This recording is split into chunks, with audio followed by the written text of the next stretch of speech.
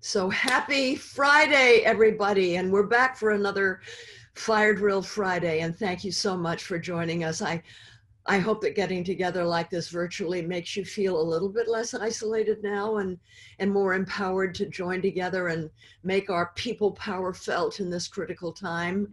God, I'm so excited. I've been reading all the names and where people come from in the chat box. And thank you. Thank you so much. And, you know, before we dive in, I want to share a quick and exciting update. Thanks to Giphy, I think I pronounced that right, to Giphy, we now have custom gifts, and that's GIFS, gifts, and stickers for Fire Drill Friday. So be sure to search and use them when you post on social media. We're linking to them here so you can find them easily, okay? And this week, we're experimenting with a different format. And we have some very special guests. Senator Elizabeth Warren, it turns out, is going to be in session right now. We were hoping that she could join us live, but she has been called into session. So instead, she's sharing a message with us about how we can all make an impact from home and why we need to lobby our members of Congress and demand they do right by workers and the climate when they pass this next stimulus package. And Lily Tomlin is joining live in a few minutes. That's going to help show you how to make calls to your representatives. And we have Annie Leonard, Executive Director of Greenpeace USA, on the line to help us understand the context in which we're all going to call our members of Congress. Today, we're hoping that we're going to drive thousands or even tens of thousands of calls to our members of Congress about the next COVID-19 stimulus package. We've been told that it's going to drop next Monday, which I think is May 11th. And we're going to be told how we can ensure workers' rights are centered in this massive injection of money into our economy. And so, let's start off hearing from one of the architects of the Essential Workers Bill of Rights, together with Congressman Ro Khanna. Please welcome Elizabeth Warren, Senator Elizabeth Warren. Hi, Jane. I am so sorry that I couldn't join you live today, but I wanted to drop by and share one of the ways that we're fighting to protect essential workers during a time of crisis. Everyday essential workers, from nurses to grocery store employees to farm workers, are risking their lives to keep life as we know it moving forward. Now, many essential workers and their families were already struggling to make ends meet before this pandemic hit. And today, far too many are forced to continue working in high-risk conditions, a harsh reality that is made even worse for essential workers of color. Workers on the front line of this crisis, who are more likely to be women and especially women of color, deserve our respect and our gratitude. But saying thank you is just not enough. Essential workers are fighting for us, and it's time that we fight for them. So Congressman Ro Khanna and I are proposing an Essential Workers Bill of Rights. It's a set of 10 rights and protections that Congress can guarantee for essential workers during this time of crisis and beyond. Healthcare, protective equipment, family and medical leave, childcare, worker protections. We can make sure that the Essential Workers Bill of Rights is Congress's priority in the next stimulus package. But to do that, we need your help. Let Congress know that this matters to you. Add your name to our petition, and we will be in this fight together. House Democrats are in the fight. Senate Democrats are in the fight. We need you with us. So please, go to elizabethwarren.com and get involved. The Essential Workers Bill of Rights is just the first step in a recovery to build a stronger, more resilient, more just economy. We have a long road ahead of us, but I am confident that if we stand together, if we fight together, if we persist together, we will make it through this time of crisis. So please stay safe, and thanks for being part of this. God, I love that woman so much. Annie, I want to welcome you now. You're going to join us. You're on. Very happy to be here. Oh my God, I love her. You know, the senator used the word resilient. I know that you noticed that too. It's a key word. Annie and I talk a lot about resilience. You know, this is a terrible crisis that we're facing right now that's affecting millions of people in terrible ways. And they need to be resilient for this crisis, but also they need to be resilient for the climate crisis, which is bearing down on us at the same time. And we're suddenly recognizing that the people that are being hit the hardest by COVID are essential workers. They pick our food, they package our food, they look after our children or our elderly parents so that we can get on with our lives. They clean up things so diseases don't run rampant. They deliver mail, they care for the sick. That we're realizing that without them, our lives would become impossible, right?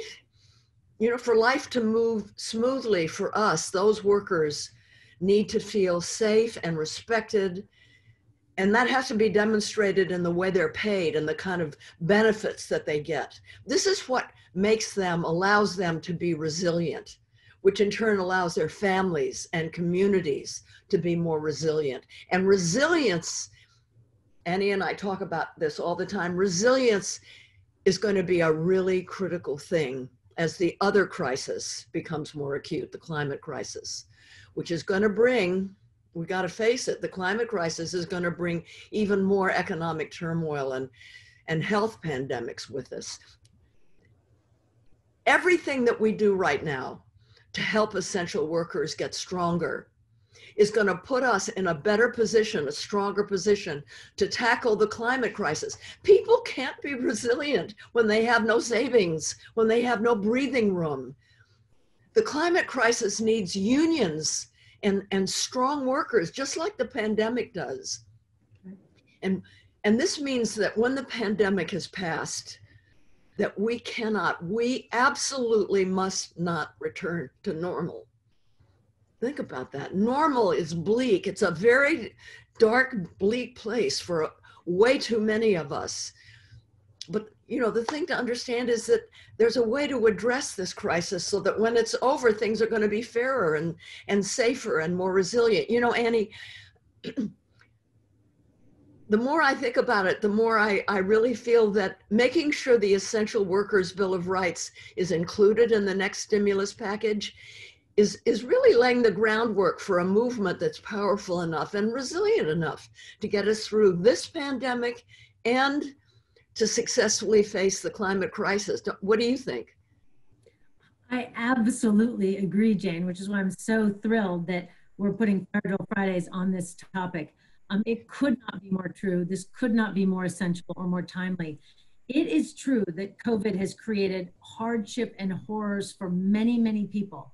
But it's also true that it's created openings that we can enter and seize to build a better future. For years, for decades even, activists have been asking elected leaders for these basic things to make our economy more fair, more resilient, more healthy. We've asked for accessible healthcare, for workers' rights, for investments in a just transition to a clean, renewable energy economy. These things are so obviously needed, but it's often hard to even get these issues on the table for discussion. And when we do get them on the table for discussion, too often we hear the same refrain, which is, there's no money for that. We can't afford that. It's too expensive. We hear that over and over. But right now we have this amazing opportunity because in these COVID stimulus relief packages, all these things are being discussed. It's incredible. It's a massive opportunity for all of us to push for the programs and policies that will make our country better. But it won't happen unless all of us throw down. We have to join together to turn these conversations into real solutions. And this is the incredible opportunity we have right now to do that. Now, Senator Warren just told us about the Essential Workers Bill of Rights. This is great that her and her colleagues are pushing this, but as she said, she needs our help. They can't do it alone. Now, we can't get out and protest together like Fire Drill Fridays did last fall in Washington, D.C., which was so wonderful to be together. But just because we're at home doesn't mean we can't still have an impact in Washington, D.C. Every day right now, members of Congress are making decisions about which direction to take our country, about what kind of future to create. This is the opening that we have been longing for, and we must seize it. These huge investments in the COVID relief packages can either prop up the industry that have long put both workers and the planet in harm's way, or they can be a down payment on a better future for all. So as Senator Warren said, this is the first step to build a stronger, more resilient, more just economy. Protecting essential workers and making our economy more fair and resilient, as Jane just said, it's going to help us get through COVID, but it's also going to leave us in a better place as we take on the next even bigger crisis, is the climate crisis. So I'm asking everybody who's joined today, and I see thousands of people are here from all over, please join Jane and Lily and Greenpeace and me and so many others to make sure our voices get heard. Call your members of Congress and demand that they stand up for people on the planet. Remember, they work for us. If you've never called a member of Congress before, don't worry. Jane and Lily are going to show us all how to do it in a few minutes. It's an easy and very important way to register our opinion anytime, but especially now when we're stuck at home, so we can't go see them in person, and when they're making huge decisions with huge impacts. So call often. I have the number programmed in my cell phone, and I call every single morning while I'm making my coffee. Just a quick, don't forget, this is what I want you to do. You work for me. It's really easy once you get in the hang of it. As Senator Warren said, we must stand together, fight together, persist together. That's how we're going to make the changes that our country needs. Yeah. Yeah, and it sure needs changes. God, you know, I really like to try to get the stories of individual workers. I get them however I can, webinars or reading in the papers, and so they're not just statistics. And I hear stories from workers, and it's hard to believe what people are being asked to do with no security, no respect. I mean, just human decency is just lacking. It's heartbreaking. I know you know these stories too. Right. We were on some calls together. Jane and I were, these wonderful virtual calls organized by our friends at the Labor Network for Sustainability. And on these calls, they brought together essential workers, union leaders, and climate activists for us to just listen to the stories and hear firsthand what their reality is like and talk about how we can support them. Some of these phone calls that Jane and I were on were transformative and powerful in hearing these stories. Jane, you were sharing some the other day when we were talking. Could you share some of those stories that you heard on these calls with our Fire Drill Fridays community? Yeah, well, I was on a webinar with Ai-jen Poo, who runs the National Domestic Workers Alliance, and also Ro Khanna and Senator Elizabeth Warren. And so I heard, for example, Sherry Dayton is a registered emergency nurse who works in people's homes. She just is constantly going out of different homes and has to keep wearing the same protective gear over and over again. And besides that, she takes care of her 75-year-old father who has Alzheimer's, and she's just terrified that she's going to bring it home to him. And she said something that really struck me. She said, we're professionals. We're not sacrificial lambs. You know, and I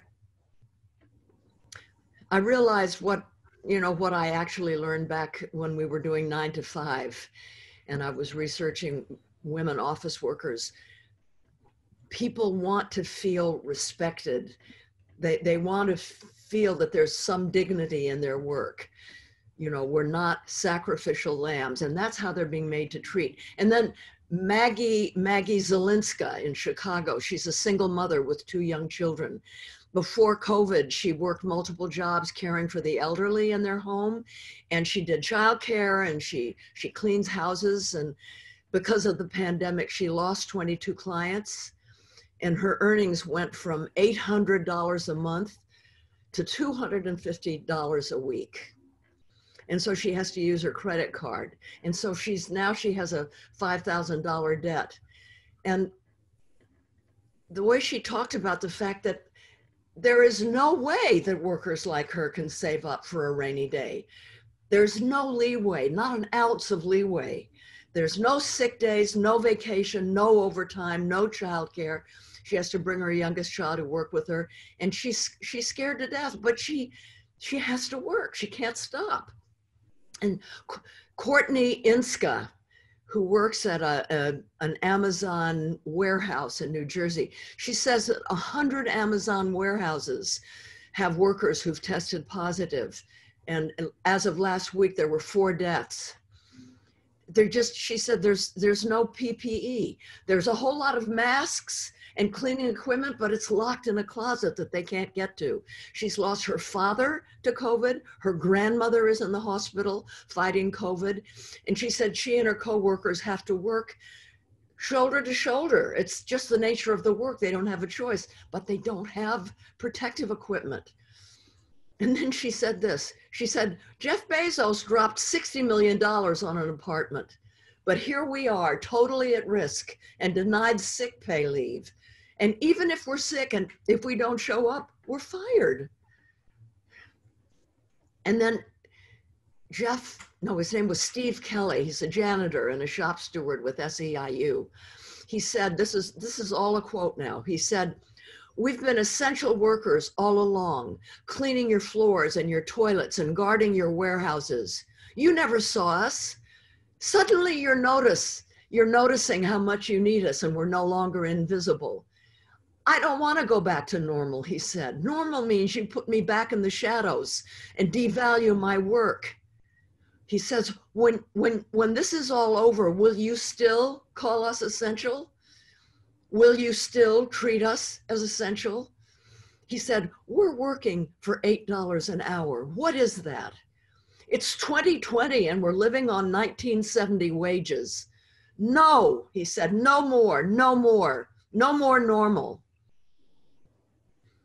God, he was you saw the video, and he was so upset. Just was heartbreaking. And by the way, last week, SEIU BJ in the Northeast lost 91 workers in one day to COVID. So I just want to say to all of you out there, keep these women and men in your hearts. They're not statistics. They're people just like us who are trying to survive and keep food on the table and pay their rent, and they're having a really hard time. And Annie, thanks for joining me. Thank you, and thanks everybody else who joined, because those stories are moving. We now have a chance to do something about it. We do.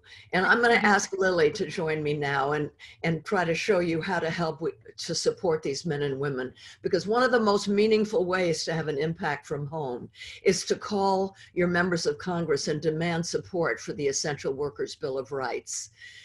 You know what we're going to do? Together, we're going to flood the lines of our members of Congress with urgent messages. Lily, there you are. You ready? Oh, look hey, you're on mute. Oh my gosh, that's no good.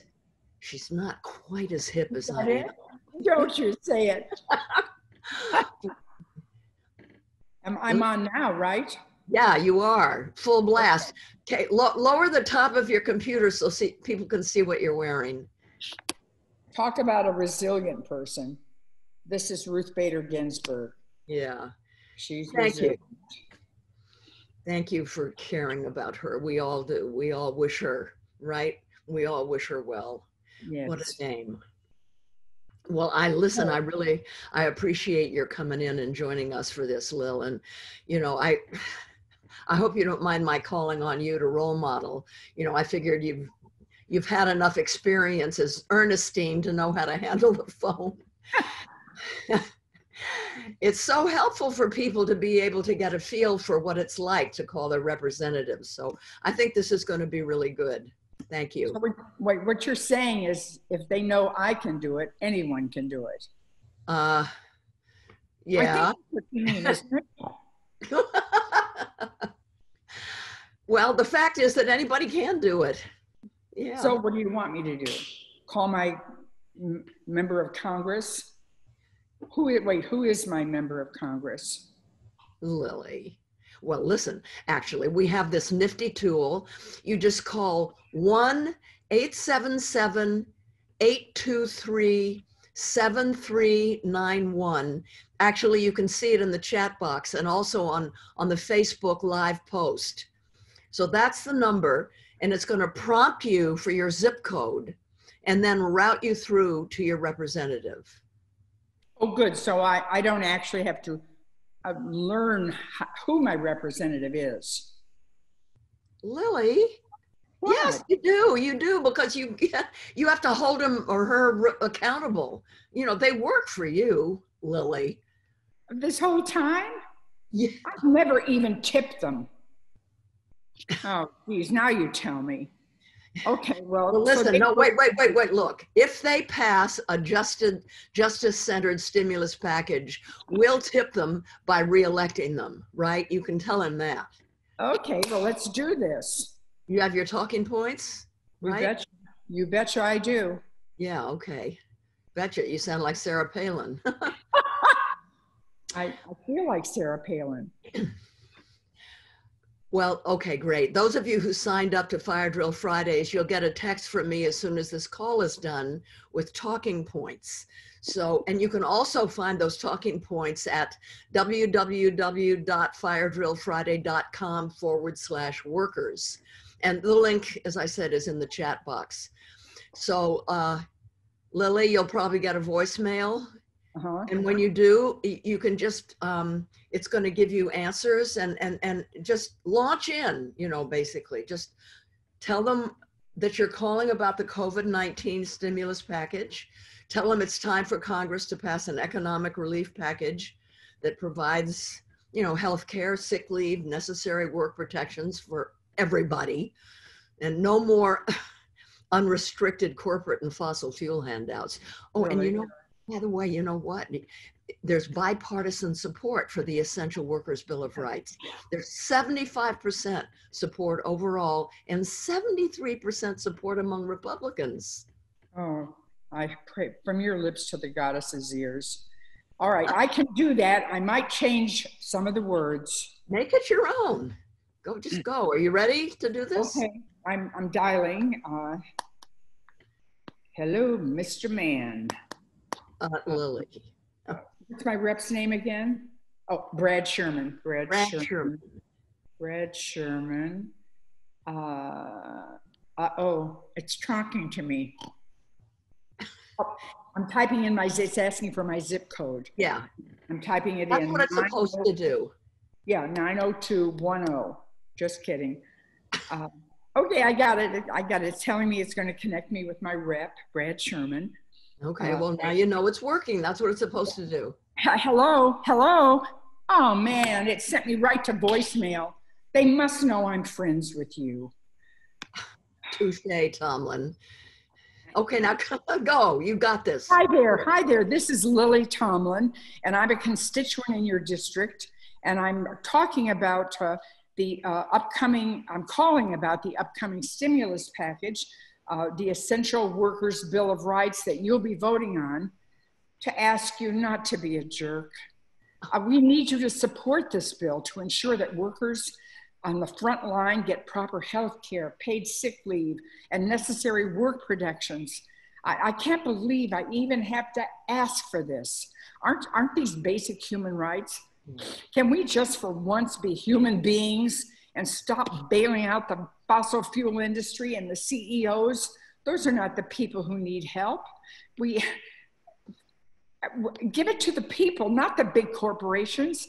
These stimulus packages are the biggest infusion of cash into our economy in modern history, and they will define our country for decades to come.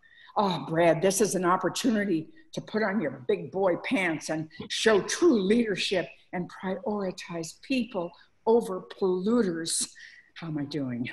Yeah, good. But Lily, great, talk into the phone. One way to ensure this is to support the Essential Workers Bill of Rights. Essential workers are putting their lives and their families' lives at risk to ensure our health, safety, and security during the coronavirus. As part of the next relief package, Congress must protect the health and well-being of essential workers and their families and give them the compensation and job protections they deserve. Isn't that the least we can do for them? We ask them to risk their lives to care for all of us. Oh, thank you, Brad. Thank you. Let's do this. Let's do this. Let's do this. Oh, God, what a rush. I keep telling you, activism is the antidote. I feel like Jimmy Stewart. Mr. Smith Goes to Washington, you know. Did I do it good? Oh, you nailed it, honey. You nailed it. Well, easy for you to say. You are a professional. Well, that's the beauty of it. Passion beats polish every time. So you more Frankie, less Grace. We'll talk about this offline. More of whatever you are, whoever you are. Oh, I love you so much. Thank you, Lily, for doing this. You just nailed it. I love you, Jane Fonda. Jane Fonda, I'm listening to you every Friday. I wish we could get together and have a real hug instead of a virtual hug. I know. Anyway, I love doing that. I'm going to go do it again right now. Yes. Bye-bye. Okay. Bye, honey. Bye. Bye. Sign me off, someone. I can't see my... Oh, well, everybody, this is where I pass the baton to you. Please pick up your phone. Where's my phone? My phone is someplace. Pick up your phone and dial 1-877-823-7391, and I'll be watching as the calls come in and updating you. And so please pick up your phone and start doing it. I'm going to update you on social media about how many calls we make together, and I'm going to be making my call as soon as we hang up. And like Annie, I have the number programmed right into my phone. If we all do it right now, we can flood the lines into Congress and make our voices heard. So I invite you to join me to do that. Let's shut down those congressional lines. God darn it. Thank you all so much. Stay safe and healthy. I love you all so much. Take care of each other. And remember, even if we're alone, we still have each other. Thank you. See you next time.